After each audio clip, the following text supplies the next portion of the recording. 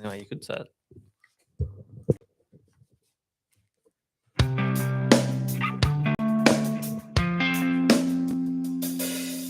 G'day everyone, and we're back here live at the Win Against Tide studios. It's a lovely summer's day finally. We've got some warm weather that's come along, and we're joined in the studio with the man, the myth, the legend of Lone Star Marine Winches, Malki.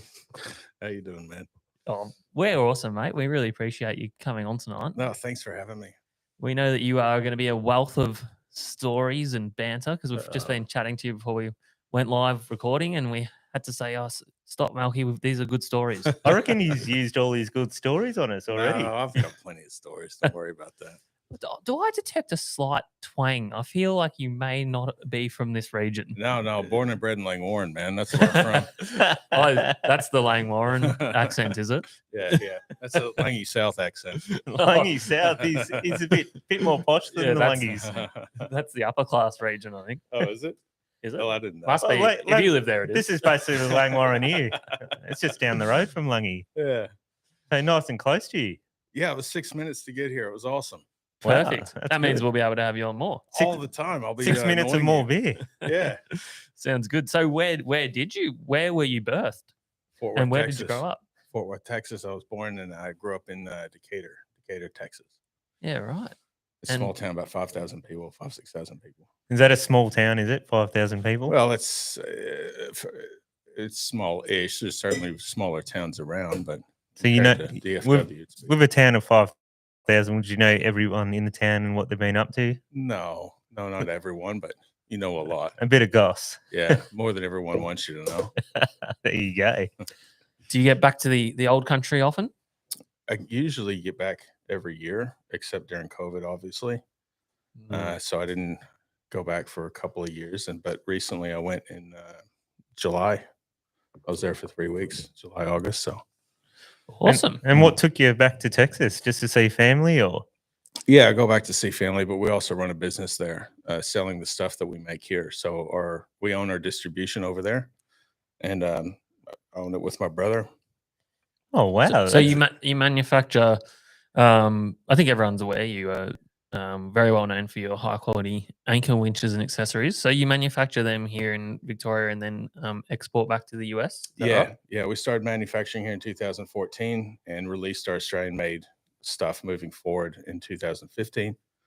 But we set up our distribution hub there under the name Hammer Marine Supply Company because we couldn't name it Lone Star Marine because there's 14 billion Lone Stars in Texas. So we had a couple of saloon style bars, I reckon. Yeah, we had to come up with a new name.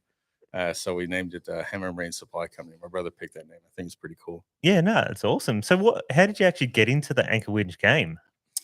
I got my first boat and it wasn't that long ago. It's only about 2008. I got my first boat. It was a 14-foot Steiger Craft half cabin. It was green. Called it the Green Machine. And to this day, I promise you, I've smashed more fish in that boat than all the boats I've had since then. Always the way. That boat was worth less than the rods that I used to fish out of it. So if it ever sank, I wouldn't have cared as long as I could swim back to shore. But and grab the rods, and it had the rods in my hand. Yeah. But that was a great little boat. But it had one of those little hatches in the front that you had to crawl through. I was like 280 pounds. You know? I couldn't get through that. So I used to side haul the anchor on a bridle. Oh. But that was a little dangerous if it was a bit windy and stuff in such a small boat. I've had it kind of tip a little. And I thought I need to get an anchor winch. And I looked into buying one. And all the drum winches on the market at that time, this is going back like 14 years, were like $2,000. Okay. And just for the winch or the whole kit? Sometimes just for the winch, like some guys were charging more for the solenoid and for this and for that. And so I look, and this is $2,000 14 years ago, which I mean, actually, I know it doesn't seem that long, but $2,000 went a lot further back then. Oh, hell yeah. And I looked at it and I thought, that's bullshit. Like, yeah. You know, I mean, that's, surely. I was thinking maybe people don't want this style. Maybe that's why they're expensive. And I got to thinking. Was it an actual drum winch or? Yeah, there were several brands around, like, a Stress Free, which have been around for over 20 years now. I mean, hats off to them. They're great people too. Good product. You can't say a bad word about them, but they were out. But I mean, they were close to $2,000. And then there was some other ones out that you could tell, like I was looking at them, I was like, these are kind of crappy. They're $2,000. So anyway, we got to looking into it. And at the time I was in the liquor trade. I owned a bottle shop. Whereabouts? Patterson Lakes. Oh, Patterson Lakes. Yeah. You might have fitted that out, Adrian. I actually do fit out a lot of bottle shops. You may have fitted that out. I was in the liquor industry here since I moved here, managing shops and then owning that one. And I wanted to get out of it because I was bored, and I was doing like 90 hours a week because I had a young family and we didn't have money, and we're just trying to get up, But I decided to sell it and start an anchor winch company. And I told my father-in-law, and I think he thought I was insane, probably thinking. You got to stick to bootlegging in Texas. So yeah, I that's could have done thinking. that. It's just, why'd you come here? But that's sort of how I got into it. And originally, we didn't make anything here. We were importing. So I found a company overseas in China to get motors from. And they said, what are they for? And I told them, they said, oh, well, we know this company that can do this. And sort of kicked it off that way. It all starts in China, doesn't it? Well, that's what I thought. See, at the time, I was like, I didn't know. I mean, I was naive, and I thought, well, everyone gets things made in China, so we'll go to China. And so I went to China, and we started off that way, and it started off okay. Like, our products certainly weren't the best on the market. They weren't the worst either, though. But I thought, well, look, we're like mid-range in quality, and I know that, but I can offer better service than anyone else because I know how to do that. So we started off that way. And then after in less than 2 years, I decided, screw this. I want to make the best products in the world. I don't like playing second fiddle. Yeah. Where there's a shot here, like you don't often get a shot to be like, hey, I can make the best product on a measurable scale. Well, the market's quite small, isn't it? Like there's not too many companies that actually make winch. Like sure, there's the windlass style winches, but they're not a drum like direct to the motor, is there? No, there's not, and that kind of boggles me because that's actually simpler than a capstan. Yeah, and it seems like that should have been made first. Yes. Yeah, we had the old capstan originally back in the day. The family friend's boat I fished on, and the rope had always come off, and it was a nightmare. What's the trick to those? Do you have to do a half hitch on it first, or the capstans? Yeah. I don't know what the trick is. I had one. That's why he doesn't make them. Yeah. Look, if you run all chain, you tend to be fine because the rope won't slip in the gypsy. But if you run in rope, like I don't know, I've had some capstan owners say, "Oh, this one has been good to me," or what we often get is it used to be great, but as the rope starts to wear in after 2, 3, 4 seasons, it starts to slip more. So I think if you have a capstan and you have problems with slippage, you just need to buy a quality rope. And I would ask your capstan manufacturer what rope they recommend. But yeah, we get that a lot. Okay. Yeah, and people don't realize that we don't make capstans. We get calls a lot asking about that. Yeah, there you go. You do have a few other products. I know you're big in your deep sea fishing, and I saw you've made some motorized deep sea reels that I think they're not even legal in Victoria, are they? No, they're not. You got to go up to Eden and whatnot to use them. I'm sure at Tassie you could use it. Oh, at Tassie you could. Yeah. Everything's legal over there. Yeah, it is. Yeah. People were so mad about that. What's that? That we made a product that you can't use in Victoria water. Yeah, it's like people were just angry, And I was like, I don't make the laws. Like, obviously I want to use them in Victoria, but we can't. So not that they were going to buy it anyway. They're still mad at you. They act like, I don't know. Some people act like they would. I don't know. Can't you put a token handle that's not connected to anything on there? It's got one. I'll tell you what the law states. So every state in Australia says electric reel has to have a handle. Yep. Whether you're going to use it or not. Whether you're going to use it or not. So we put a token handle on it. Is it even connected to the winch? Yeah. You just screw it into the side of the spool back to drag off. Oh, it's got a handle. So I got a handle. I'm fisheries. I'm fishing. So we did that. So it gets around everywhere except for Victoria. Of course, takes it a step further. Victoria says it has to be mounted on a conventional looking fishing rod, and you have to be able to hold it while you use it. Well, this thing weighs 20 kilos. You're not going to hold it. It's close to an 80 wide. It's up for interpretation, though, I think. Well, look, I'm not saying that if you use one of Vic Waters, you're going to get done.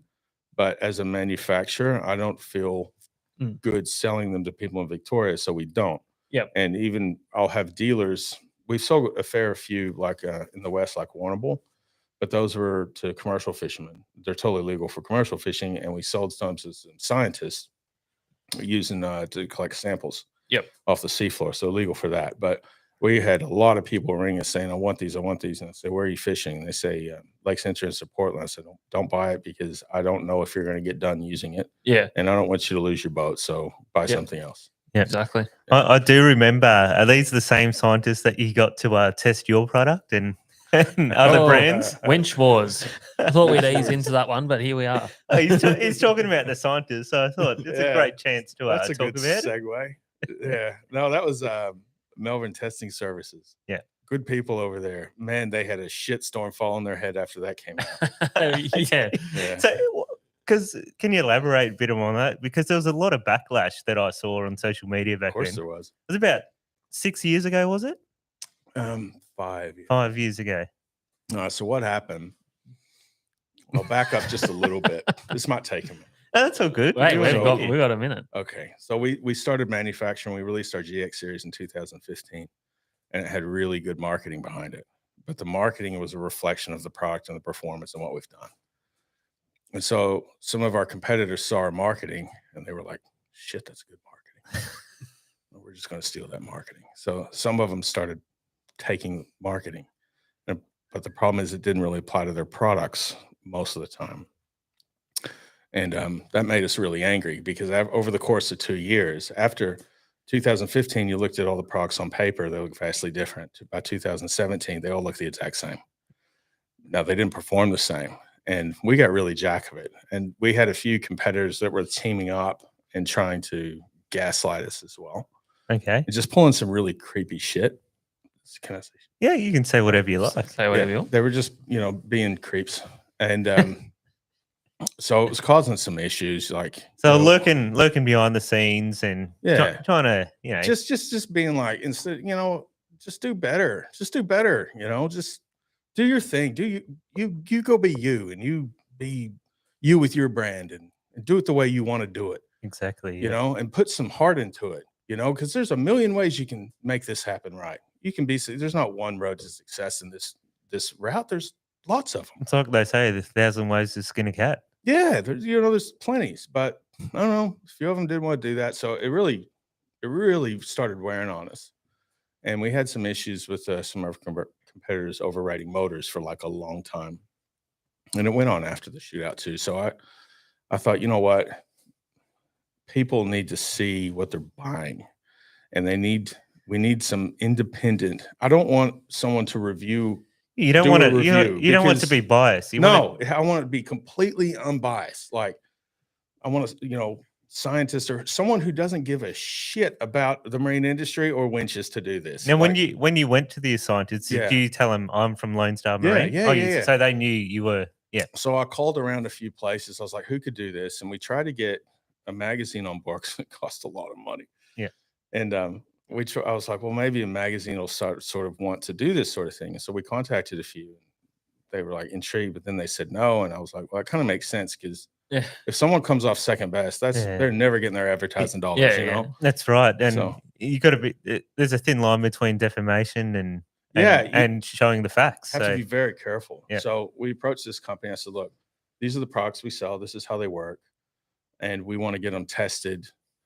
And there's different testing criteria for different products. Like some products that are standardized have a criteria set forward, and this is how you're supposed to test it. But with drum winches, nothing is standardized. There's no rule book at all. It's just whatever. It's just a winches up an anchor, basically. Yeah, like the government had got involved and said, well, you got to have these 8 points or what. No, none of this has happened. So I said, look, I want to test them on pulling power with the empty drum, pulling power with the full drum, line retrieve or line payout, and then we need to do a fatigue test. And was that like going up and down multiple times? So we thought, was that your switch finger? Yeah. So we thought, Fatigued. we'll just Oh, he's fatiguing the rocket switches and everything, I think. yeah. Oh, everything. Well, I said to the owner, I said, look, I want to do a fatigue test and just run them until they don't run anymore. And were they submerged at any time or just out in the open? This particular test was not submerged. Melbourne Testing Services don't do any IP certification, but we had our motors IP certified in 2015 by Oztest Labs. So and what kind of IP rating did you get on your 68. motors? 68. So that's quite high. We were shooting for that. That was the 2013. We started designing those motors. And it's like one of the criteria. It's got to be IP68. Didn't you have one in a fish tank for like years running? Still there. Still running. Looks like shit. It's still running. Yeah. Same winch. It's been in there 6 years. What the hell? Yeah. Looks awful. It's got stuff just growing over the whole thing, and there's goldfish swimming around it. That is crazy. Hey, I'm building a new tinny soon, like custom. Can I put that winch on my new tinny? I'm scared to take it out of the water. Yeah. But it's still in there and it still runs. So it's probably using like in a perfect vacuum seal, and if you move it, it'll just integrate. it's just go. But that's still we put 2007 years, Christmas 2015. We put that in there. That's insane. That when we got the IP rating. So we got the IP rating. I think it was in October, November that year, and 2 months later we put it in the fish tank. Still there. Nice. Still runs. Wow. Yeah. Sorry to sidetrack you for the original winch story. I think we were talking No, you about got up to how they don't do IP testing. Oh yeah, they don't do Melbourne. IP testing. Yeah. So anyway, we said, right, we want you to test our product and some other products, but it's got to be independent. Yeah. Like that's all these people do. What these people do for a living at Melbourne Testing Services, they test products to make sure they're safe for consumers to use. Like when the ACCC or some other standardized body will contact them and say, here's a new tow bar in the market. You have to test it and make sure it's compliant. Okay. They don't have any emotions one way or the other, whether it's compliant or not. They don't care. Yep. And they were the same thing about this winch test. They did not care. They were just doing their job, but they didn't know what they were in for. I knew it was going to be a complete shitstorm. So what I did is I hired a media company. You knew it was going to be a shitstorm. Oh God, yeah. Just thinking about it, it's going to be a shitstorm. So I hired a media company, and they set up 5 cameras. We took over that lab for 2 days. They set up cameras everywhere, right? So when the product was procured, so you've got your product there, and did you physically go out and buy competitors' products to give to these scientists? 3 of them. Three. So 3 including you, or no, 4 including us. Okay, but we did not touch those products. They were purchased online and delivered directly there. There you go, unboxed, in the box, rigged, and everything by them. We did not touch them. Ordered Nothing. by a John Smith. Pretty much. Yeah. 1, 2, 3 Fake Street. Yeah, 1, 2, 3 Fake Street. Paul Carson, thank you. So we were very careful with the chain of there's a name for it. I can't remember the name, but the chain of handling everything, because we knew that we'd be picked apart. Yeah. Well, you can't give him someone else's product and go, here it is, because you can tamper with that shit. After I messed with it and cut windings on the inside and did all this stuff, So that's the way it happened with it getting set up. Now, the 5 cameras that were set up everywhere, we didn't do that to get footage. We did that to protect myself in case they come after us. And I had young kids at home. I don't want to lose the house. Exactly. I know what would happen. And if someone did something like that to me and I knew it was dodgy, I would never stop going after them. But what happened was, after it was all done, and then they were editing the footage, and I sat there for 7 days in a row with the editor. And I said to him, when you're showing this footage, you can't change the music when our stuff's on and make it like an upbeat, awesome music and then put crap music on theirs. You can't do that. So you just wanted the same effect throughout the whole thing. It has to be. You didn't want, any kind of subtle change to make your thing look better or the other products look worse. Correct. Absolutely. That was 100% accurate. And I said, we can't show our stuff in better lighting, and theirs and worse. We can't do any nods toward the Lone Star product over the other product. It's amazing how much light and audio can change a video. Like, it changes the mood dramatically. Big time. So you've asked for all that to be cut out. Not only did I ask for it, I sat there for 8-10 hours a day while he's editing to make sure that he did not do it that way. Wow. Because I didn't want to leave. Dude, this was a big deal. Yeah. I didn't want to leave any outs. I didn't want to leave anything unturned. And so we got through it, and got the editing done, and then we did a teaser. And my friend John Willis wanted to release it through his company, which is Trailer Boat Australasia. Yeah, I do remember he had something to do with it. Is that Bear Willis, is it? Yeah. Big Bear. Yeah. I got to tell you, though, I'll back up just for a second. When the testing started, like our products were either like third or fourth in every test in order. So we'd start with like one, and it just turned out that way. Like we'd be like number 3 or number 4. We were never the first one tested. Yep. And I remember the very first test, I think it was a empty drum, maximum pull, which is max pull for like an inch, like tap out, right? So is this like a bench press? You go maximum rep? Maximum, like much as you can go, but not for, you wouldn't call it a working cycle or a working load. It's just maximum. And so I think, what are these winches bolted to? Well, I mean, so one of them came up at like 700 kilos.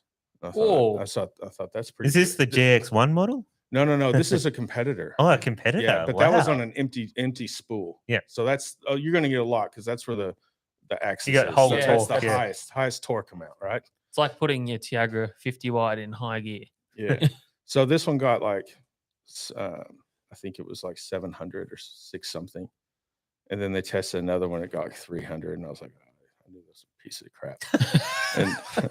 and then they did ours, and it was like 1380. And I was like, what? So you doubled one of the second. We almost quadrupled one of them, and that was the first test. And so we got this on video, which was never showed it, but there was one of the cameras up high and had audio, and I was sitting like back in a chair, and I went, "What was that?" And I'm screaming at the technician, "What was the other one? What was the last one?" She goes, 380. And I said, "What was ours?" 1380. I'm looking around going, "Are you kidding me? This is what I've been competing against. Are you kidding me?" You know? So we went through that, and then we went through the next test with the full drum, and it was similar sort of thing. I think that particular one pulled 100 kilos, and ours was, I can't remember what ours was. It was really, really high. So anyway, moving forward, get to the torture test, and I think we were third on that one. We had the first guy went 40 something cycles. I was like, that's okay, but the problem is it destroyed itself. Yeah, like it was the motor self-destructed. The motor like exploded on the inside, like just boom. The magnets were just chips. It just got so hot, it just went boom. Which it shouldn't do that. The circuit breaker should trip before that happens, but it didn't happen in this case. And they were using this breaker, and everything was done properly. And then the next one did like 2 cycles, and it took forever. And I was like, oh, that's awful. and then ours was third, and it got to 100 cycles, and the tech goes, we have to go home now. Yeah, seriously. And I'm like, yeah, all right. So how high are the cycles lifting up and down? They were only, I can't remember if it was 5 or 10 meters. I added it all 5 up. or 10 meters, and one packed up after 2. Yeah. Wow. And it took like 20 seconds the second time to get up. What weight was the torture test? 50 kilos. 50 kilos. It's going over a single pulley, so it's an ideal lift. It was not a lot of derating factors in the pull. They just weren't very good. Still not. What can you say? What can you say? I'm not going to sugarcoat. I'm not going to talk bad about them. But I'm just saying that's what it is. Yeah, it's a fact. It's a scientific experiment. Yeah, and so then ours did 100, and then another one. I think the last one on that one was the stress free, and it did 28. But they only use a 500 watt motor on that drum size. But they're honest about it. They go, "This is a 500 watt motor," and you know what? That winch overall came in second to us. So that's impressive. They're using a motor half the size, and well, they're honest. They're not using a motor half the size. They're honest about the size of their motor. Yeah. There you go. Now I'm going to get a lawyer letter tomorrow. It's true. So anyway, we get through it all, go through the editing, and I made sure everything was copacetic. Give the footage to John, and he released a teaser. And within hours, the lawyer letters are just coming, and I'm just getting stacks of them. Well, and John's getting you're talking about how you got people creeping in the background. Yeah. These guys are watching your every step, so they're ready. They're watching. So at the time, there was no word that we had anything to do with it, although a lot of people suspect. Maybe Bear's been talking to the competitors. No, he hadn't. He's good, man. He was good. So then we released the full test the night before boat show in 2017. That was one of the best weeks of my life. Was that the boat show with the infamous scuffle? That was the one. I've actually got that on video. Oh. Do I play that right now? No. No, I'm just joking. we don't want lawyer letters either. That was not a high. That was a low point, man. That was bad for everyone. Yeah. Have you been a boat show ever since that moment? Yeah, we went. I think the year after that we just didn't go. And then 2019 we had Dave Marciano from Wicked Tuna. You had a picture earlier. Yeah, he's on our thumbnail. I was going to chat about that a bit later. Yeah, he come out and he was with us on our stand, and that was a really good couple of weeks, man. He's a top guy. Yep. And so we did that, and then after 2019 they didn't have a boat show for 3 years because of COVID. And No, that's right. they did this one recently at the Docklands. We didn't go because I don't think we need to do anymore. No. Yeah. It was definitely missing a few people this year. Well, it was a different format. Yeah, absolutely.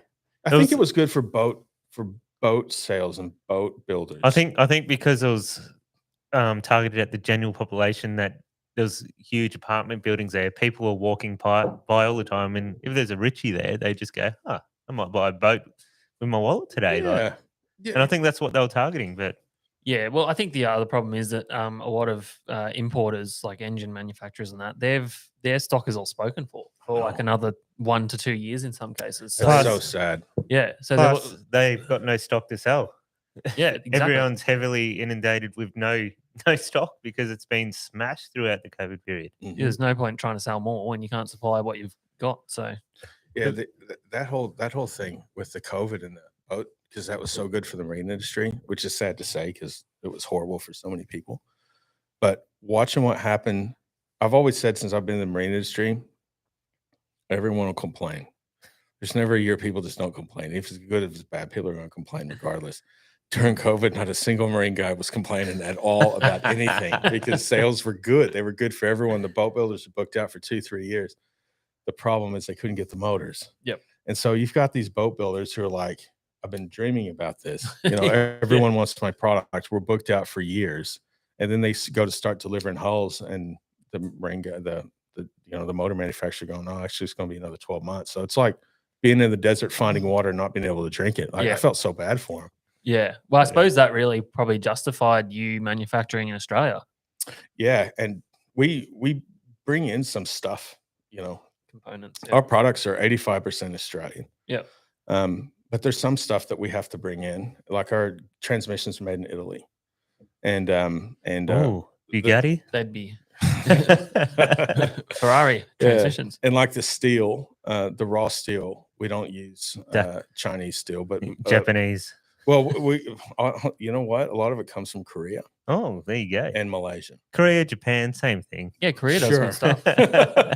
Someone's going to get mad about that. Yeah, Adrian, stop generalizing races. Hey, it's very close. Come on. We got scared, and man, we bought up. I bought so much steel, so many transmissions. The transmission thing was hard because they were running out of raw material. They couldn't get bronze. They couldn't get, but we got everything we could. That gave us a few hiccups early on in the piece, but we managed to get over it. Like I saw the writing on the wall and I got scared because if you can't get circuit breakers that cost $30, you can't sell a $2,000 anchor winch, So I was just really careful and diligent about not happening to us, and we were lucky. We managed to get through it. Yep. Yeah. Yeah. So after your test, you came on top.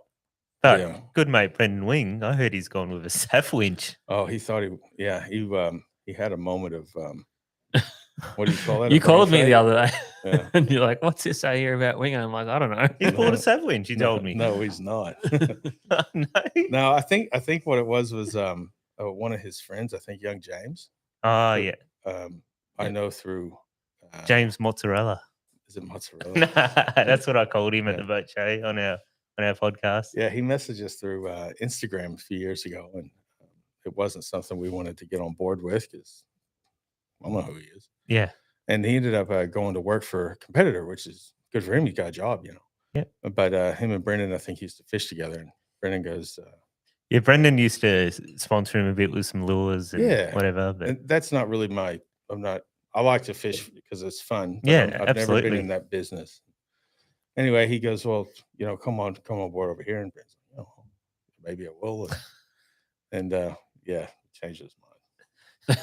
Okay. We'll leave that one there. We'll leave that one there. He's a good guy. Yeah. Now, we touched on Dave Marciano Yeah. before. He's quite a famous character. In fact, I reckon he's got to be the most loved character. He's probably From- one of the world's most proper commercial fishermen. Yeah, from the TV series Wicked Tuna. Yep. So you're already a fan of Wicked Tuna, I guess. Yeah, that's how I got to know who he was. Yeah.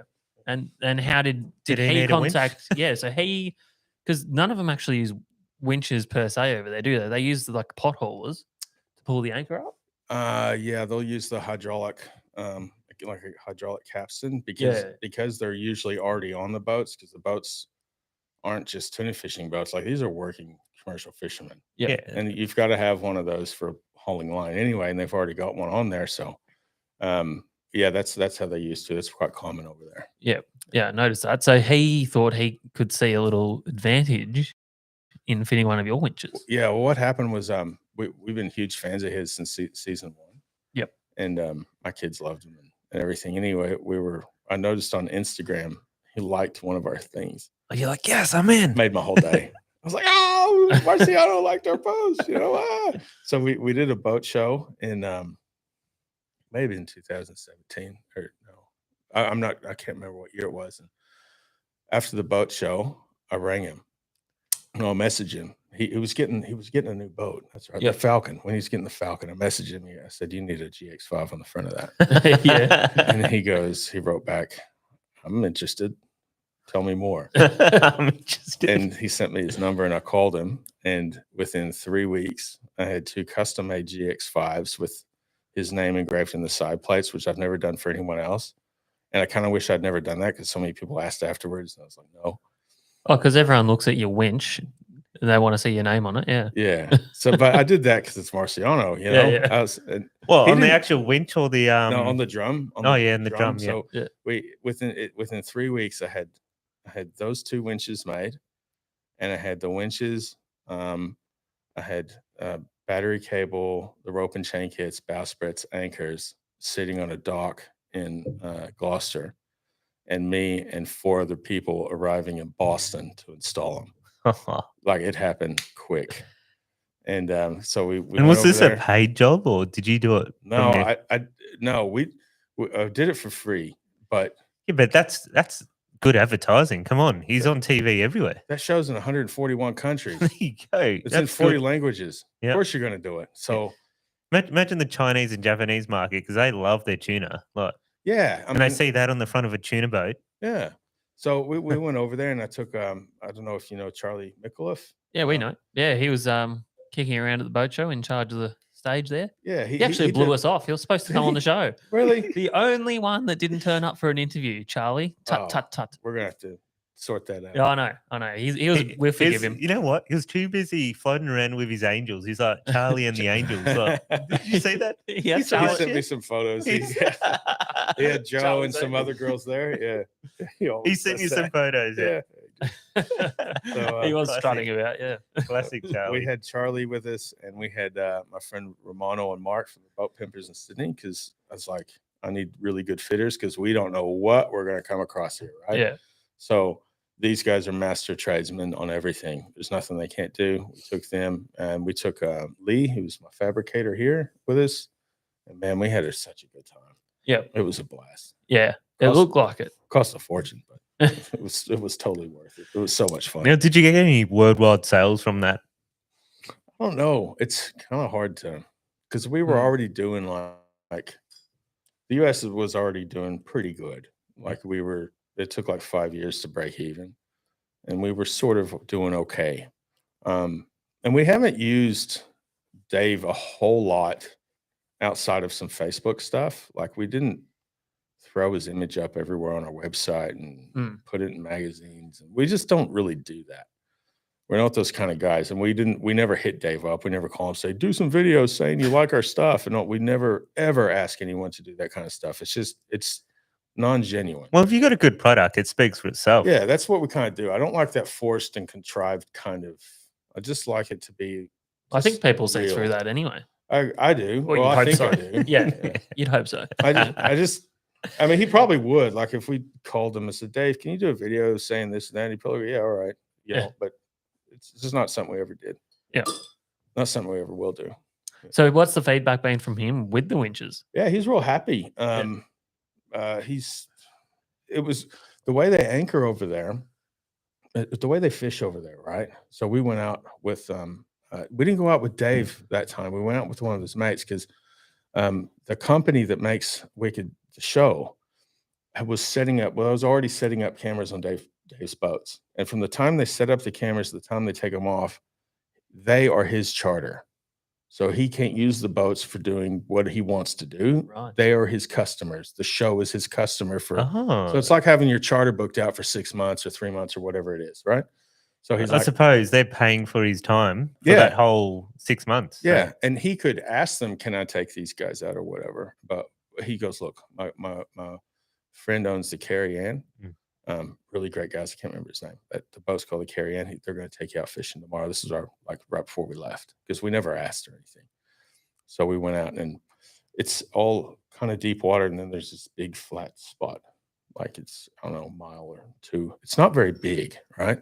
That's where all the boats were. So we're going in this boat and it's slow as shit. And it takes hours to get out there. You get out to the You're eating lobster rolls on the way out. We were. I had gout in both my feet. We ate so much lobster. Oh, shit.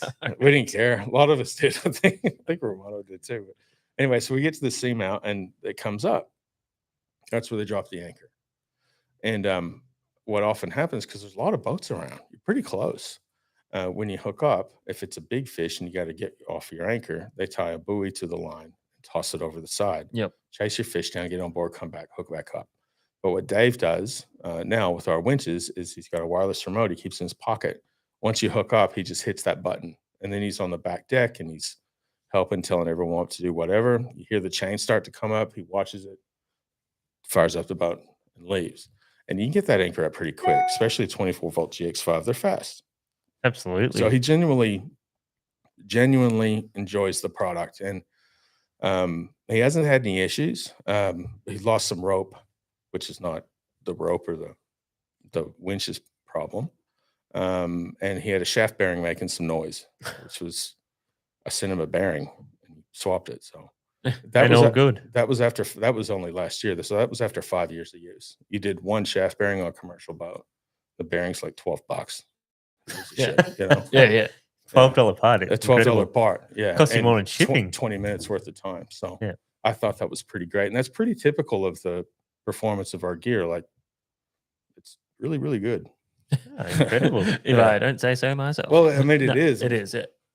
I always look at things like in order to you have to be objective. Like you can't bullshit yourself, right? And like when we came up with the idea for this series, the GX series, I'm like, I want to do this new series. I want to make everything we can make here, and I want to use Italian transmissions, blah blah blah. It's like, how are we gonna? They're simple unit, right? They're just there's like 4 main parts. All right, well, how do we make these 4 main parts better? And one of the great things that gave us insight was from day one, we always did rebuilds on any brand. Yep. And so I had all this wealth of information. And I was like, well, these brands come in and they're usually broken after like 2 years, and it's usually this part. And these other brands, we don't see them until they're 15 years old. So those are really good. And this is the part that breaks on that. So we kind of pushed all that into the new line, and it's worked out really well. Yep. Yeah. Not saying we never have an issue, but it's very rare. And because they're rare and we don't have a lot of them, we can fix them really quick. Yeah. Yeah. Well, you definitely broke into a place in Australia that definitely use anchor winch style fishing more predominantly than anywhere else in the country. I think this winch, I don't know that the first ones were ever made here, but this country certainly took ownership of them. Okay. You There know? you go. Yeah. Very interesting. Yeah. Now, what about your own boats? I know you've got a couple of boats there. What are you running at the moment? You know what's funny? I was fishing at Yoringa Harbour the other day. I took out a client of mine on his boat that's down there.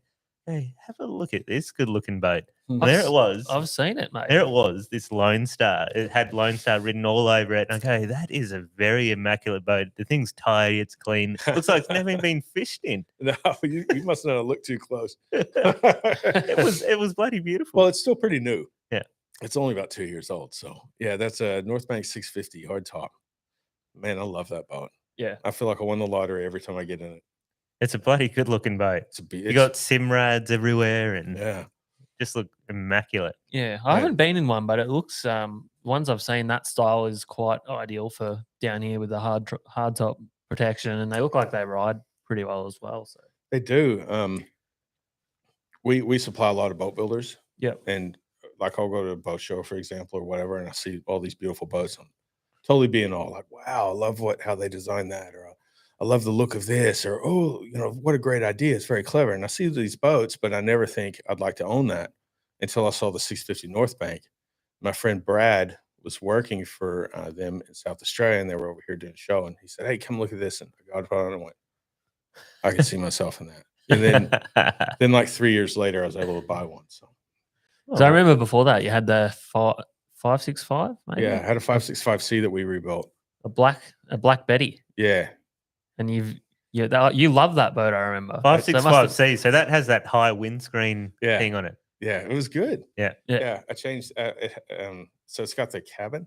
Yep. Because I used to overnight in that a lot and take the kids out, and you got to, you can't getting in a cabin of an L is really hard. Yeah. So yeah, that was a great boat, and I loved it the first few years I had it, but I drove it really, really hard. And then as I got a little bit older and fatter and worse condition physically, you go out there and you jump in waves and trying to be cool, and you go, oh, that really hurts. So there's my spleen. Yeah, I dropped that. My knee's gone. My spleen fell out. I slipped a disc. So, and then I started wanting something with a little bit more room in it. So we decided to get rid of that and move on. But you've also got an alligator hunting boat. Yeah, the shoot 'em boat. Shoot 'em. Yeah.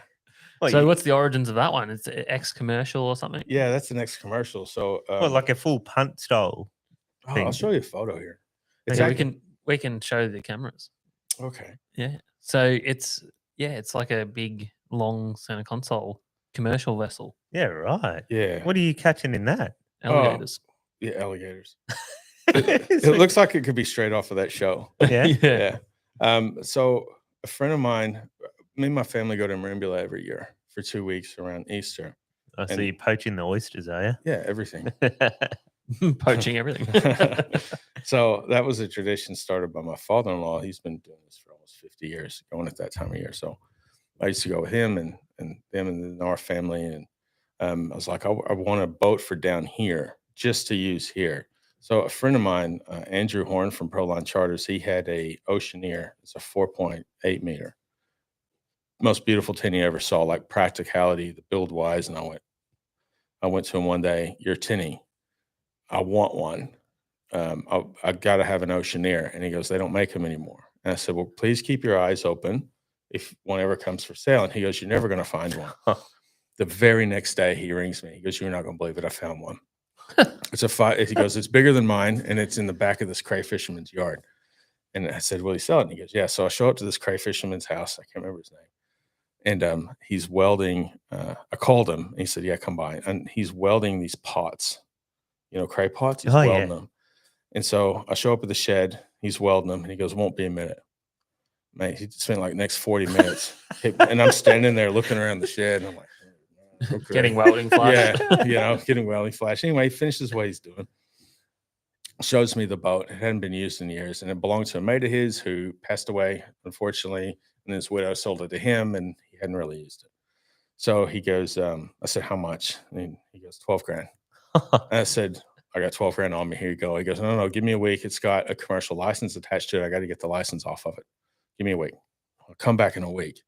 And he goes, listen, I had a guy come by this week. He offered me $20,000 for the boat. Oh, no. I said, oh, sure he did. I said, and he goes, tell you what, I'll give you $4 grand cash. We'll split the extra profit. I'll give you $4 grand cash to walk away from the sale. I said, nope, here's your 12 grand. I'm hooking the boat up.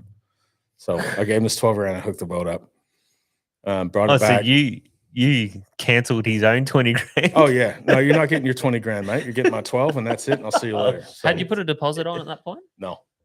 That's a good bargain. It must have been some good Texan intimidation, I think. I don't know what that was about, because he had it for like 2 years and he hadn't advertised it for sale. So how's it happened in the 1 week? Your mate's been calling everyone. I don't know. Yeah, no, you got a good point there. You put some Texan heat on him. It was strange. It was strange, but I was just glad to drive away with it. And yeah, we got it back and started like it bought it for 12. It owes me like 50 now, as it happens. But that happens with all of them. Oh God. Yeah. Oh, Well, knew everything. Knew Matt motor, Cato knew saying you trailer. can't say no to Malki. Matt doesn't often, thank God. Poor old Cato. Did you see on the weekend he snapped his boat trailer? I know. Oh, Poor guy. poor guy. I know. Maybe you can take it to that guy welding in the shed for 40 minutes. You get that done. Drop it off there. Maybe you can take it to your boat builder, Adrian. Oh yeah, in Yeah. Carrum Downs. I Few Yeah. people think have been- Cato is a good guy and he knows a lot of good guys. I think he had it sorted within minutes, but Yeah, I'll Yeah. bet. Yeah. Cato's pretty handy on the tools. I'm sure he sorted it out. But he strapped a bit of 4B2 onto the Oh, drawbar. absolutely. He's rebuilt half my house. There you go. Yeah. Yeah, he's master tradesman, old Yeah. Cato. Yeah, he's great. What motor did you go with on the big tinny? I'm so glad you asked. I'll bet. I went with a 115 Pro XS 4-stroke. Yes. That's a nice motor. That's the best motor I've ever owned in my life. 115 Pro XS. Mm-hmm. Bronte. It's on that tinny. I'll put you this way: when we go to Marimbula every year, if we get good weather, I go deep dropping in the tinny by myself. And I did a 140K round trip, 37 liters of fuel. What? Are you kidding me? And I didn't shut the motor off all day. Yeah. Because 37 liters. I was running the winches up and down, 37 liters. I went last year, did this basically the same kind of trip, and I ended up using like 42 liters. But on the way in, I was doing 30 knots because it was glassed out. Yeah. So that's why I love that motor so much. And the mid range in it is incredible. The bigger boat, I've got a Verado 250 on it, so it's great, but it's a 250. It drinks fuel and it's reliable and everything. But I don't know, just what you can do with that 115 and it costs nothing to run, and it's on a boat that you can run up on rocks and not hurt. I mean, the whole thing about that package is just so cool to own. So how quick does this tinny go with that 115 on it? It's not that fast overall. Like it tops out at 36 knots, but it gets at there about 68, 67K. something like that. Yeah. It gets there right away. But the tinny itself it's like a banana hull. Okay. It was made for carrying weight. It's made for pulling nets over the side and carrying a ton of fish in. So it wasn't made for speed. It doesn't have a deep V, but it still gets up pretty quick. I pulled the kids behind the donut on it on lake tires, and it did okay. So okay, that's good. Because Adrian's actually getting you saw his little tinny down there. Yeah. He's actually getting a custom one built at the moment, 5.2 meters. He's putting a 200 horsepower V6 Merc on it. Look. 200. Yeah. It's going to be like 100K an hour. Why do you want to go so fast in a tinny? Mate, if you see the kind of fishing that we do, we want to go fast, quick, and long range. Yeah. That's what we're doing. He wants to get to the bust up first. No, it's literally a full custom boat. The thing's going to be basically a center console, casting deck at the front, and that's it. Just 200 on the back. Who's building it? Steve in Carrum Downs. Oh, Steve's got some welding. Yeah. He's a dealer. Yeah. He just made some mods on my tinny for me. Did he? Yeah, he's done that heaps several on times. that. So you know the anchor winch that you that I bought off you a couple of years ago. Yeah. He welded that whole tub in and mounted it all, and he did a good job. Yeah, he's awesome. He just welded a bilge into mine and a Minn Kota bracket. Yeah. So we can do soft plastics fishing without getting blown across the lake. So there you go. Yeah. Well, he's building a full custom boat for me. Yeah, that's awesome. Yeah. For 200. You're mad, man. 200. That's crazy. Yeah, I think we're doing like a 250 minimum liter fuel tank. So this thing's going to have some range. It's going to go so fast. Yeah. I'm just looking on your Facebook page for a photo of your boat. I did have one there before. I started looking, but I can't do two things at Oh, once. no. We're blokes. We don't multitask. Someone did ask for an update on your tinny, Adrian. They want to know some. Bo Ali reckons you did him a good favor when his Viper broke down and you basically replaced it with whatever gear he had in his boat and it worked fine. Well, that's good to hear. Yeah. So. Glad we could help. Well, there's a photo of a couple of gummy sharks sitting on the tinny. Right. Oh, you got so there's your tinny and it's not much of a good you got shot some of the hounds tinny, on the but side. you can see. I'll find some better photos somewhere. Oh, there's me North Bank. Yeah, the big boat. Nobody cares about the big boats. I've got the I big know. boat and I go out in Adrian's tinny more often. Yeah. You know, I I probably use my bigger boat more right now, but if I had to sell one of them, it would be I would stick with a tinny. Yeah. Yeah. Yeah. Here we go. We've got photos, people. Hold it up to the cam. I'll see if I can get it on my camera here. Is that in frame there? Uh, Just need to focus, focus, focus, focus. How am I going? Oh, it's focused. There you go. Can you Look at feel that it? beautiful thing. Yeah. Beautiful. Yeah, you can see it's that banana hull. Yeah, see, it's type got, shape. it's got So- that commercial So look being to such a banana hull, does that porpoise a bit or? a little, but I mean, it's not that bad. And No. plus, I put so much weight in the back with the 4-strokes. It had a 50-horse tiller when I bought it. Oh, yeah. There was no console, there were no pockets, there was no casting deck, nothing. I put all that stuff in it. So the boys at Odyssey did the casting deck and pockets and console, and then Steve's Custom Welding's done some other stuff since then. And obviously the weight difference between a 2-stroke 50-horse tiller and a 4-stroke 115. So it sits pretty good in the back now. And it doesn't really porpoise that much. Okay, that's If it good. does, I just tell the kids to stand at the front and get the crap beat out of them. Yeah. So.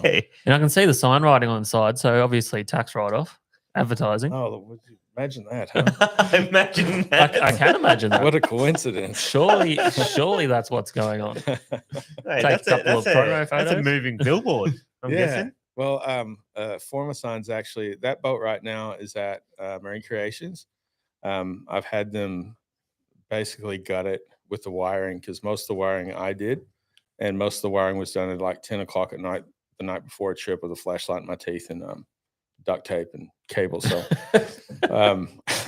like if I was to see a customer's boat in the state of the wiring underneath, I go, "What's wrong with you?" And I did the exact same thing. But so Marine Creations have ripped most of it out. They've added a whole bunch of new blingy stuff to it, and I've got 4 electric outlets at the front to run all the electric stuff that we make and are going to make and that I currently use. And they put in the Minn Kota as well. They put in some more speakers because I only had 2 and they were blown, so they put in 4. Only had 2 speakers, Dave. Yeah. He's having a bloody party on the barge. Well, you like to listen to music up on your way back in, but because it's on an open boat, really got to turn it up, So we had that, and they've done a few other things to it, and they put in lithium batteries to run the Minn Kota. And so we've got an onboard charger for the lithium, and we've got an onboard charger for the other 2 batteries as well. So it's pretty slick. It's really well done now. I got to look after it. Yeah, Well done. fully specced out. I know you're busy with your company. Have you been out fishing at all recently? Yeah, I went out twice in the last 2 weeks. I took my son Ben and his friend. I can't remember his name. Sorry. We went off of Silver Leaves. Yep. There's been a hot snapper bite down there. Yes. Yeah, but there was a lot of boats there. and Crazy. I decided to sort of get away from them, and we sat there. And the first couple hours were quite quiet. And I think the kids were getting impatient, and then a rod went off and landed a 5.5 kilo snapper. Oh, well nice. done. Not many people have landed a 5+ kilo snapper this season because there's been a lot of small ones around. Has You've there? done well, yeah. Well, that's the only fish we've caught so far, but it was a good one. And I think Adrian's trying to crowbar in the fact that he caught a 7.5 kilo oh, fish. was that a segue? Was it? No, it actually Okay. wasn't because me and Brendan done a lot of snapper fishing over the last month and a bit, and Brendan hasn't got one over 5 kilo yet. Really? Yeah, this season. So, Oh, God. and we're seeing a lot of small fish. And I've finally, because I've done about over the weekend, I did about 3 trips in 4 days, and finally got one over 6 kilo. And then just on Tuesday, I finally got one. It actually went 7.5 kilo. This thing was a beast. Oh, you got to see this photo up on the screen here. Have a look at that thing. Oh, that's beautiful. Yeah, absolute piece. Yeah, that's Well done, big. Adrian. That's big. Well done. No, thanks. You know what happened, Malki? I was at work and he's smacking him. Yeah. And I'm like, I actually did a fishing guide and I got out there about 4:30 after work. And as I get out there, Adrian's still catching them. I'm like, oh, good, they're feeding. And here we go. We'll just chuck up a quick photo of Malki's son's fish. Oh, no, that's my son's friend's fish. Son's friend's fish. Yeah, that's a good fish. Biggest one he got before that was like 30 centimeters, just a pinky. So Wow. he So that's was his pumped. PB. Yeah, Good yeah, on him. Yeah. Awesome. And I got out there and Adrian caught, I think I got a couple early on, couple of snapper. Adrian caught about 3 more, including that real big one. and he's like, "Oh, I'm done. I'm out of bait," and it's like 5 p.m. Normally, like he'll fish all night, and I'll fish all night, and I'm like, "Oh, that bastard." He's going, and as he went in, bite shuts off. Wind comes up to 40 knots. Sea lice start, sea lice ripping my baits up. They're awful. And then every rod I've got loads up with weed. I'm like, frickin' Adrian. Nothing worse than when your mate leaves at the perfect moment and you're left with the Western Port dregs. Yeah. I'm just gonna show you a quick video of some of one of those you should have been here situations. Oh, it was, but at least I got to look at the blood moon. Yeah, I got to look at that for a while. Well, that's possibly why I reckon they went nuts. They knew there was a good red moon happening, and red moon, red snapper. Oh, absolutely. But I just got to show you a quick video of some of the buckles that I got on camera. So look at this thing. Hate that shit. This is absolutely insane. I'm already on a big fish, but then this rod just goes off. On again. That's a good fish. Look at that. Oh my gosh. And that's what I was getting. I was getting 2s and 3-ways, and I'm by myself trying to wind all these fish in. What a session. And they're all beautiful, quality fish. Like the smallest was probably 4 kilo. And I wound in 9 and dropped 3. So that is so awesome. Just a good session. And then Dave got the shitstorm. And that was off cows? No, that was just off Hastings. Does anyone want the GPS mask? I'll go grab it for you.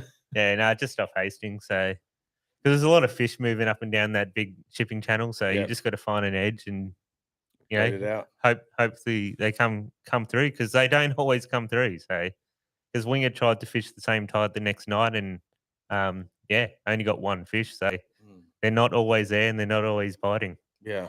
Hey, Malki, I think I was watching Netflix the other day, and one of your winches had a starring role in one of the movies. I was trying to think. Starring role. I think you shared a photo of it too. I did. What was that movie? I don't know. I was trying to think. Oh, I actually watched it. I think it was pretty good. It was a Kevin Hart one. Yeah. Oh, that's right. It was crap. Yeah. It was not his best. It was not his best movie.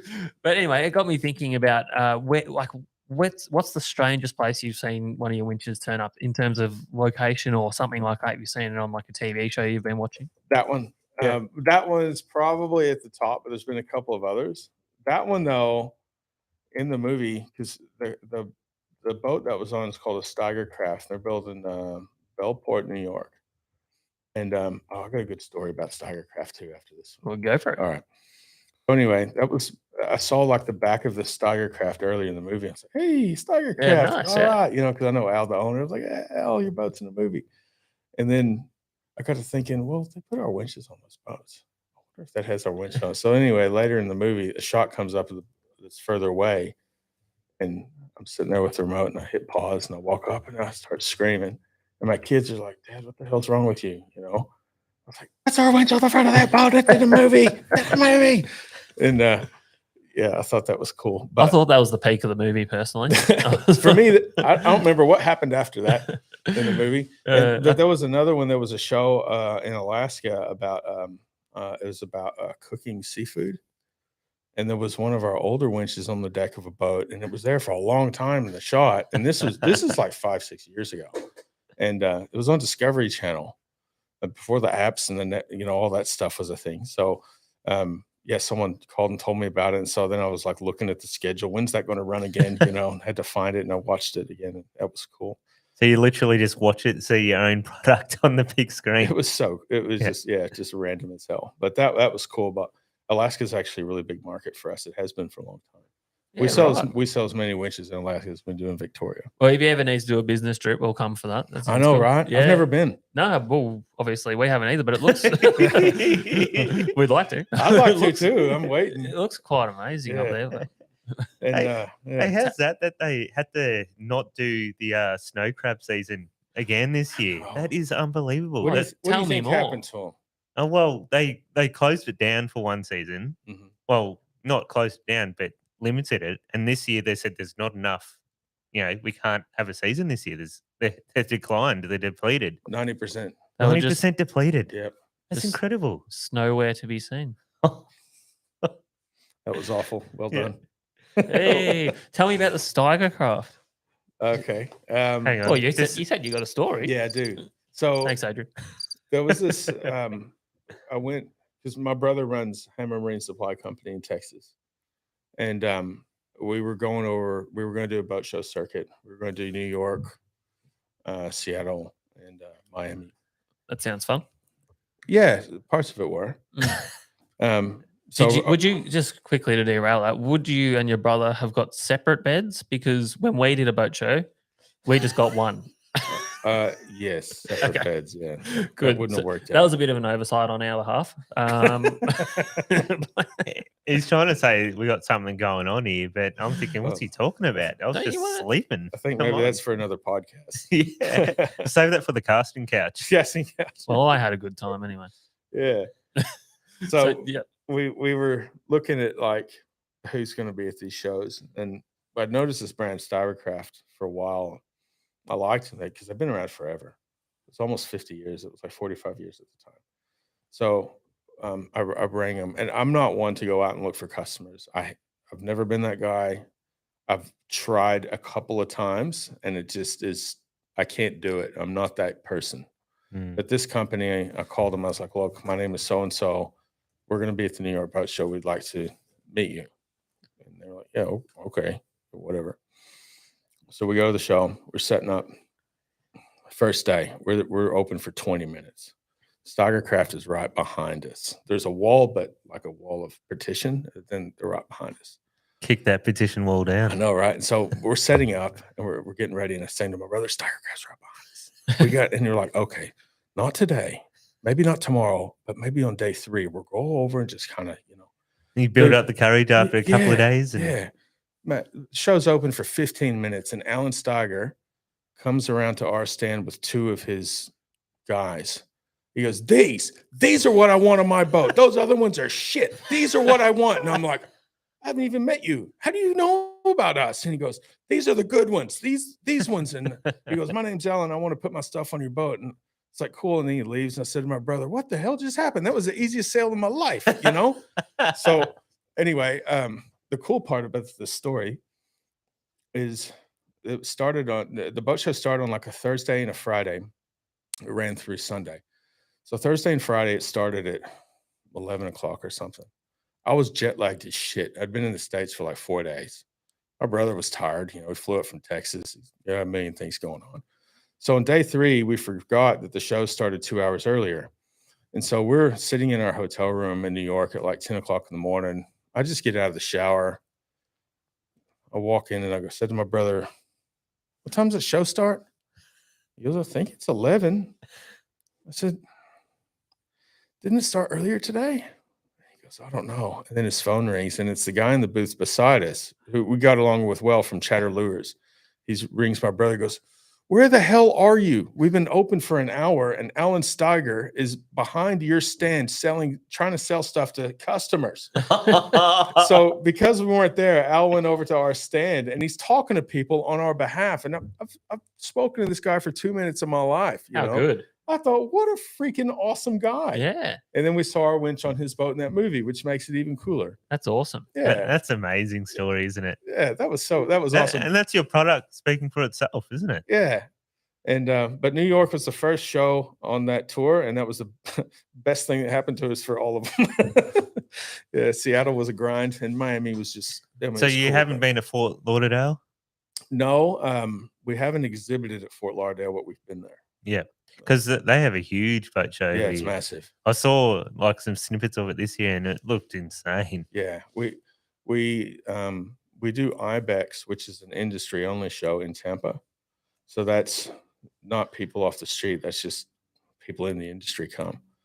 It's a good place to debut a new product and actually talk business with people. And we had a new product we were going to debut this year, but the hurricane came and Yeah, wiped out a lot of boats, didn't it it? was a bad one. Like these boats were just like crushed onto rocks and wharfs that were smashed, and it was just insane. We had a customer in Fort Myers that just bought a new charter boat 2 weeks previous. Man. Yeah. Imagine the insurance bill.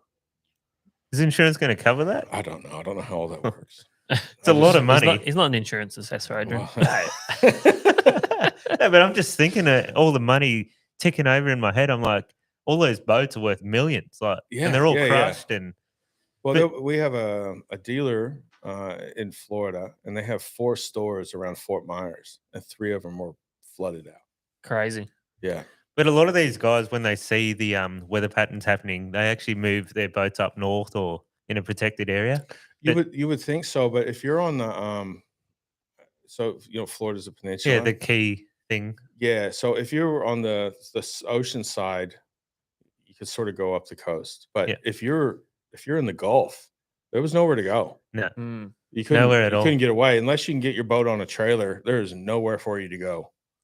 You know what I saw that they did a couple of years ago when there was a hurricane there at Florida Key at Isla Morada?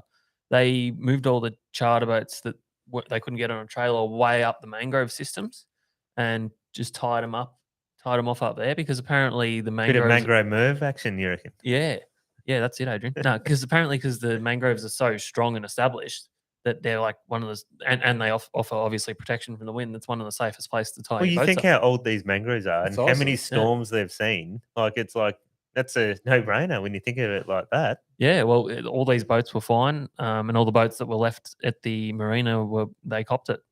Stuff was floating everywhere. So But you see some of those marinas, they were destroyed. Like these things have Oh. lasted hurricanes after hurricanes, and this Yeah. one just wiped them right out. Yeah, it's just I don't know, maybe with every hurricane they got a little weaker, or this one's particularly bad. I don't know. hey, I want to say what's the craziest application you've seen your winches used for? Because I think I've seen them used on some commercial like crab boats and stuff. You know what? It's funny you say that because today I was driving down Baronia Road and there's a ute and there's this big winch on the back of it. Okay, that looks quite big and shiny. And I Yeah. see Lone Star on the side of it. And this thing was huge. It was mounted on this big steel block with a big white box with an emergency stop button. Oh yeah. That one is actually going to be used in a mining operation. There you go. Mining operation. There you go. Yeah. And Is that lifting gold? No, that one's a sensor. So Okay. we had to put, or we're going to have to put 1,000 meters of 4 mil dynamo on that. So we're dropping some super extensive sensor up to 1,000 meter holes. So That's incredible. So you're in the mining industry too. no, I wouldn't say that. I'd say that we make bespoke winches for some mining applications. Generina? Sometimes. but how would they have got onto your product? They I must don't be know. fishermen. I don't know. Yeah. We get a ton of calls for custom stuff. Yeah. And we only take about 30 or 40% of those because if it's too time consuming, or if it's just a one-off and it's going to take up like days and days and days of my time, we're just not going to do it. No. But this one I thought, well, this will only take up, it actually ended up taking up a lot more time than I thought. But, Yeah. but I like the idea of it, of what it was going to be used for. I was like, ooh, I want to build that. That Yeah. sounds cool. Yeah. Let's make that. Yeah. And I think abattoirs have some of them there. Yeah, we actually make a winch called the slaughterhouse Yeah. because I couldn't spell abattoir, so The slaughterhouse. the Tex and grill. slaughterhouse. You must have sold a few of them if you've had Yeah, to we name sold a them. lot of them. They were they're used for dragging downers that won't get up and get in line and get there. Oh. Yeah, so they're not a Oh. yeah. So when you have cattle or sheep going through chutes and they decide to lay down and they don't want to get knocked in the head, they get trapped up and drug. So you could basically call the next model the Texan grill. Yeah.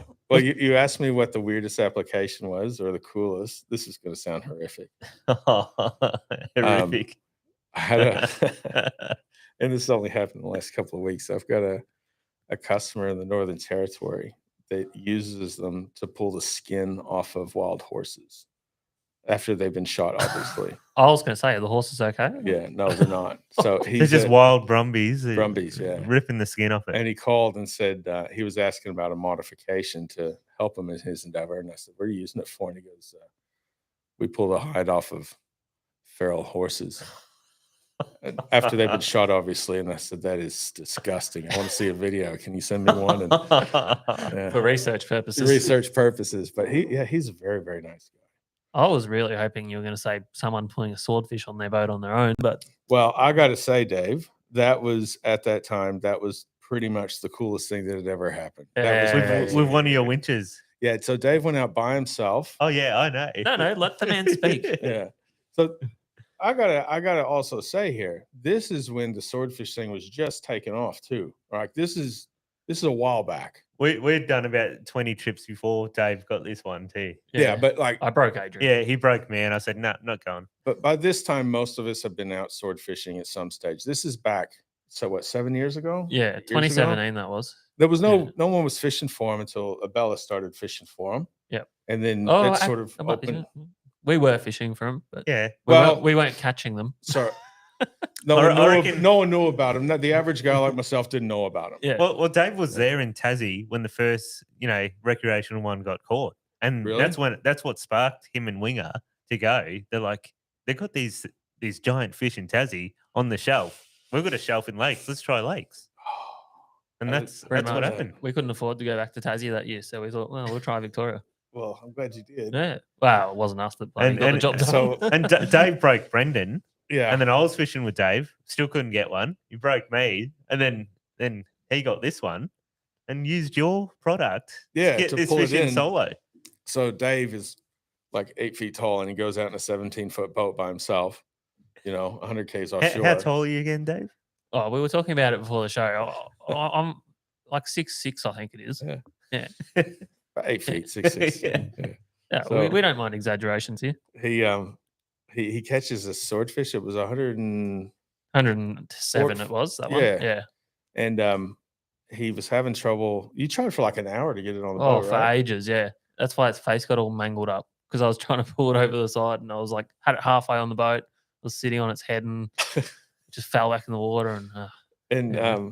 then you disconnected your anchor yeah, and ran it over the wave breaker. wave breaker, and the anchor winch, our anchor winch, ran the chain or rope over the wave breaker, tied it to the fish, and used that to help him get the fish in the boat. And that I'd never heard of anything like that happening. I think he And- was using his gaff to use the switch. Were you really? You're standing like Yeah. But you know what? It actually did it so easily that I was like, bloody hell, why didn't I think of that ages ago?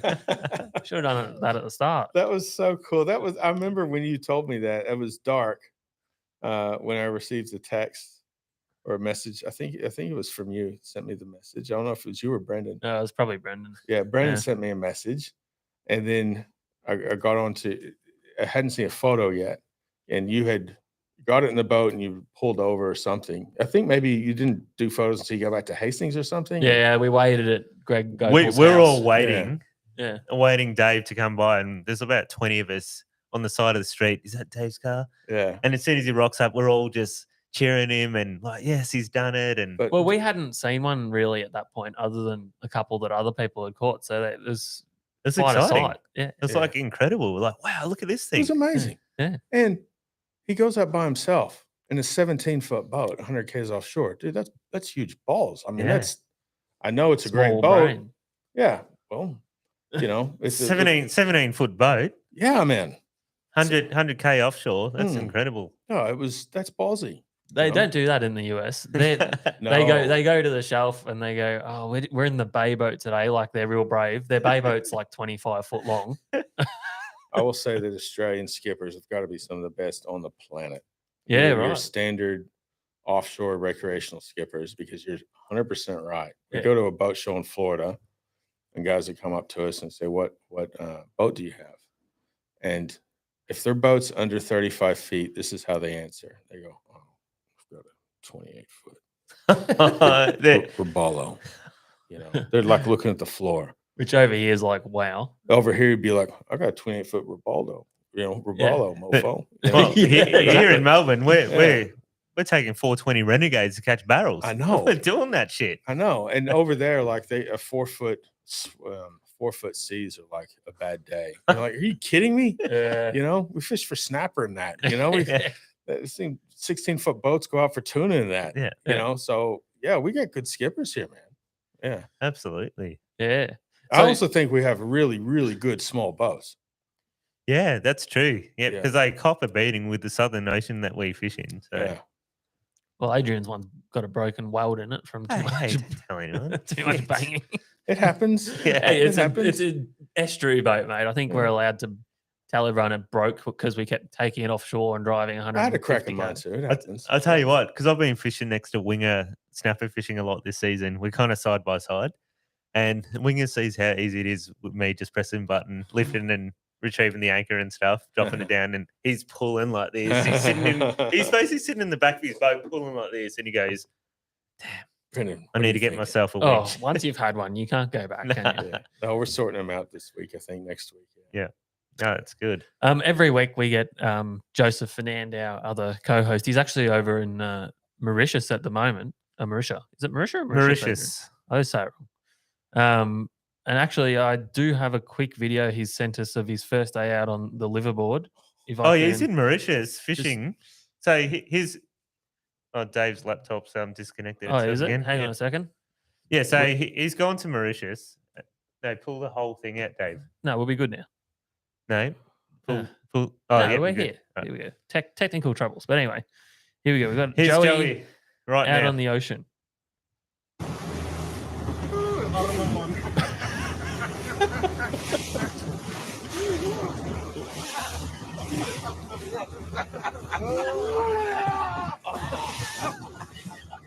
Help me! Help me! Help!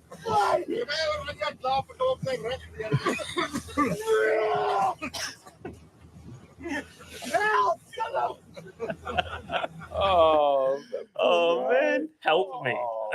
That's so bad. Just got to let you know, that's not actually Joey, but he'll be doing that. Oh, okay, right. Joey is about to set off for a 2-week live. Well, how long is it, Adrian? A week? Yeah. Liverboard. He's off Mauritius, and he's going slightly north of Mauritius to a bank in the middle of the ocean called Sudan Banks, and you catch all these yellowfin tuna and dogtooth tuna and all that there. And I think he's a bit scared of the weather because he's looking at the weather. And he's prone to seasickness. So How big is this boat he's going to be on? It's a it's a big liverboard, thing. so it'd be at least 50 foot. You would have to imagine. But Surely. at night time in the rough, I think it would get the best. Not of just it. any nighttime because you lose bearings a bit, and as soon as it goes dark, you're just like, whoa, what's happened? No, you don't want to be rough weather in the dark like that. No. Anyway, every week Joe does a generic weather forecast from a website called Seabreeze, and we call him Joe Bun. Yeah, so this is our normal segment.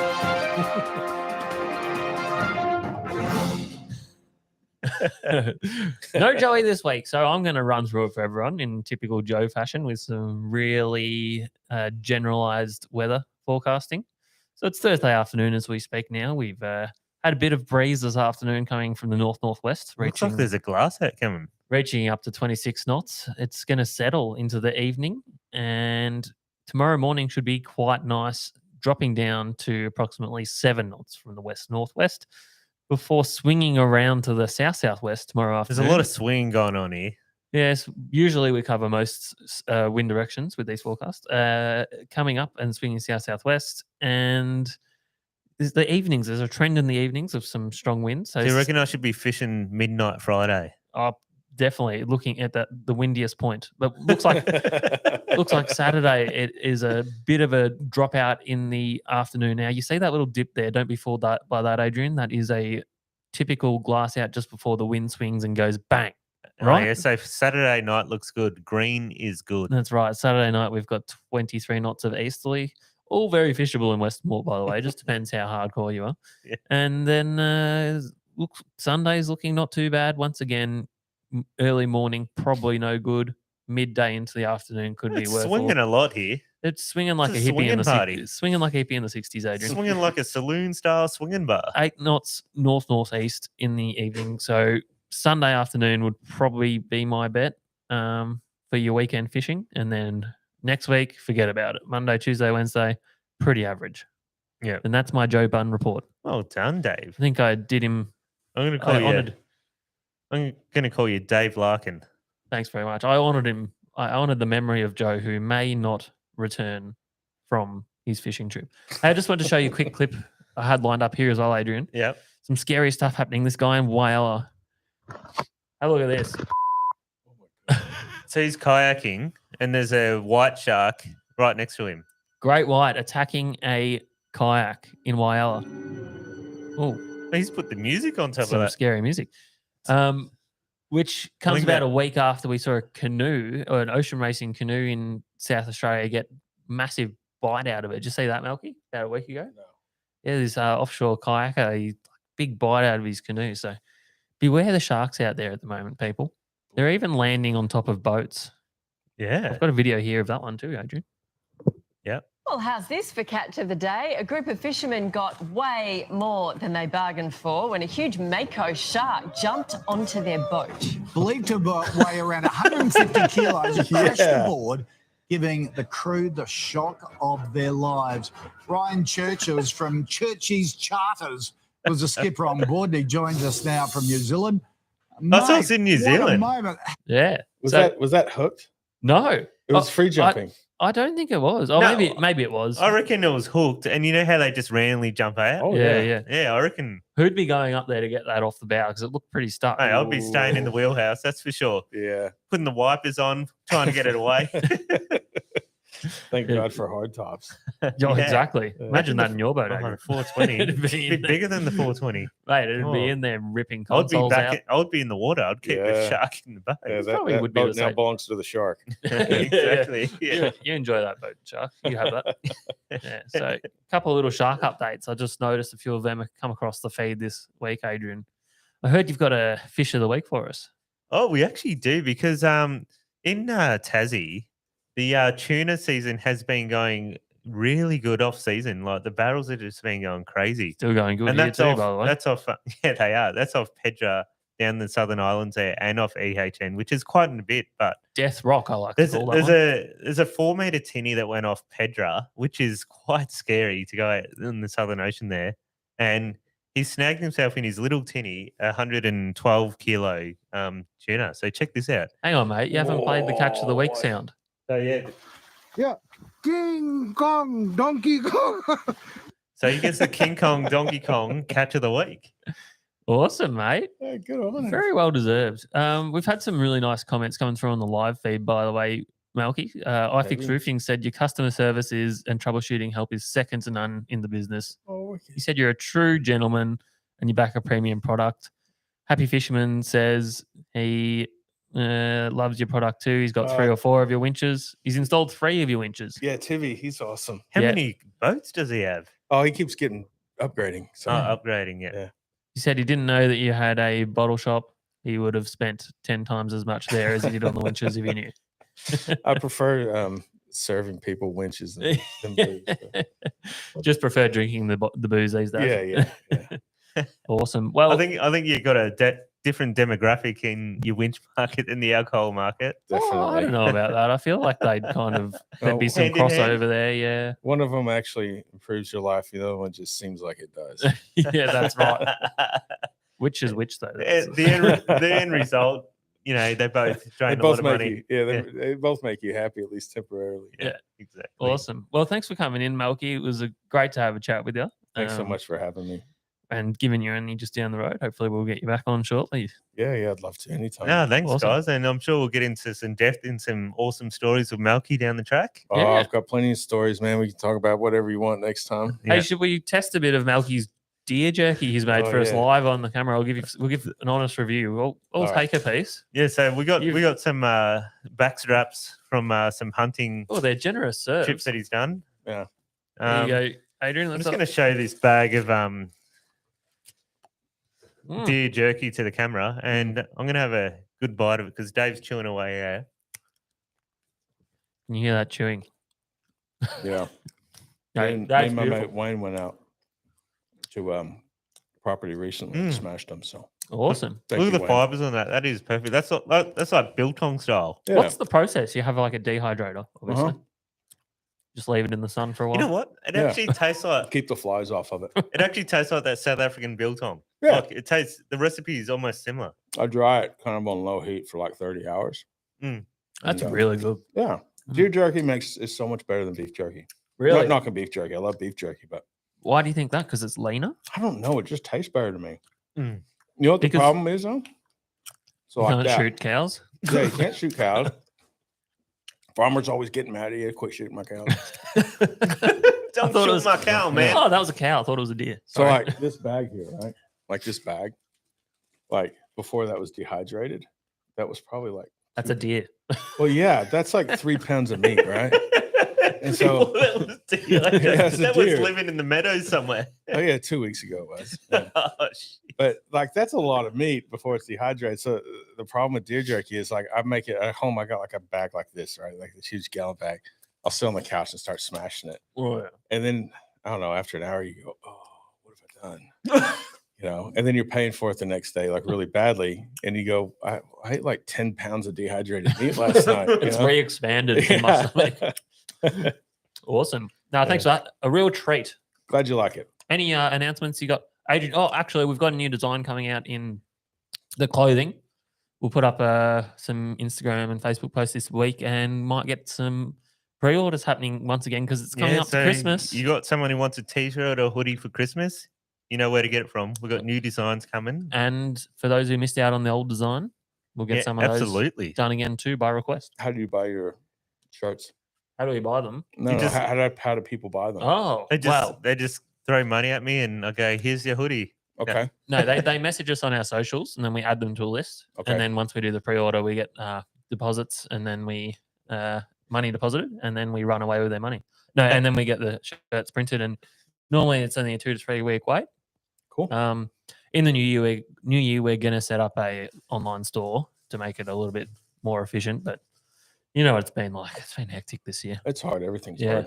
So we'll be better set up next year. I think we've been busy getting all this up to spec, and now the rest of the show can get up to spec as well. No, guys, thanks so much for watching, and we'll see you guys next week. And thank you so much, Malki, for coming on. It was great chatting with you. Had a good night. Thanks, man. Peace.